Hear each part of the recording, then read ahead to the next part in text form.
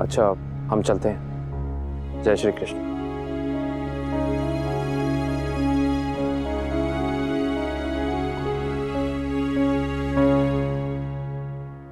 किसी भी चीज की जरूरत हो या कोई प्रॉब्लम हो तो मैं हूं। और आप काका को लेकर सीधे घर जाइए, घर में वेट मत कीजिएगा। सबके साथ साथ अपना भी ख्याल जरूर रखना। जय श्री कृष्ण काका। जय श्री कृष्ण। आई।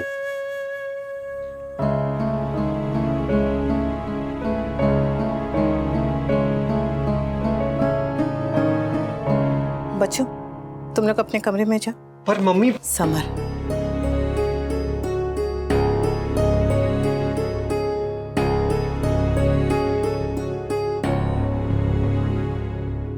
बस यही होना बाकी था। पहली बार नहीं हुआ है। फर्क सिर्फ इतना है कि पहले अनुपमा के साथ होता था और ये पति पत्नी की लड़ाई को परिवार तक पहुंचने नहीं देती थी। वैसे एक तरीके से जो हुआ अच्छा ही हुआ। वनराज को समझ में आ गया कि काव्या के साथ शादी करना उसकी कितनी बड़ी गलती थी। ऐसा मत बोल लीला। ठीक है, नहीं बोलती। फिर भी एक बात है, मेरा बेटा जो कर रहा है वो सही कर रहा है। अरे वो मैदे की कटोरी ने जो गलती की ना, वो कभी माफ करने लायक है ही नहीं। गलती तो आपने भी बहुत बड़ी की थी, पर फिर भी आपको बापूजी ने माफ कर दिया ना। परिवार में गलतियां सबकी अपनी अपनी होती है, लेकिन सजा पूरे परिवार को मिलती है। सजा पाने वाला भी दुखी होता है और सजा देने वाला भी दुखी होता है। इसलिए तो अच्छा यही है ना बा, कि जहां तक हो सके गलती को माफ कर देना चाहिए। उसने जो किया वो गलती नहीं, धोखा था अनुपमा, धोखा। एकदम साचू को छुपा। मानती हूं कि काव्या ने बहुत बहुत बहुत गलत किया, पर बा उसे समझाया तो वो समझ गई। उसने अपनी गलती मान भी ली और सुधार भी ली ना। काव्या बुरी है, उसमें हजारों कमियां हैं, लेकिन जैसी भी है आपके बेटे से प्यार करती है। अगर वो गलत है तो सही मिस्टर शाह भी नहीं है। अब इससे ज्यादा मैं क्या बोलूं, उन दोनों के बीच का मामला है तो। अनुपमा सही कह रही है, ताली एक हाथ से नहीं बजती। वनराज को गुस्से में आकर इतना बड़ा फैसला नहीं लेना चाहिए था। औरत चाहे कितनी भी मॉडर्न हो, कितनी भी मजबूत क्यों ना हो, तलाक जो शब्द है ना वो सुन के वो जैसे अंदर तक हिल जाती है। ऐसा लगता है जैसे सर पे आसमान नहीं रहा और पैरों के नीचे से जमीन सरक गई है। मैं आपको काव्या का सम्मान करने के लिए नहीं कह रही, पर एक औरत होकर दूसरी औरत के दुख का सम्मान तो कर ही सकता है ना बा।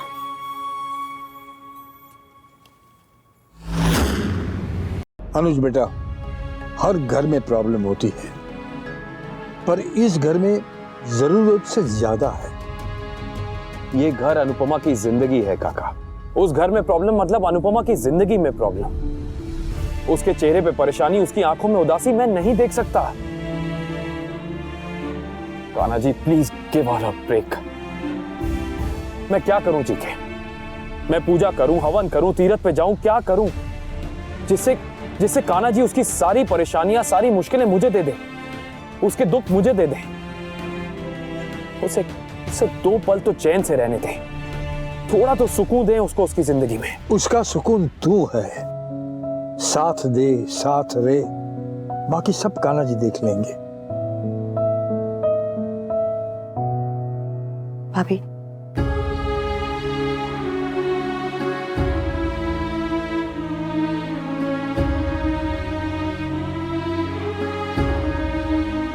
भाभी, बा और बापूजी को प्रसाद चढ़ाने मंदिर जाना था, तो मैंने बच्चों को भी उनके साथ भेज दिया है।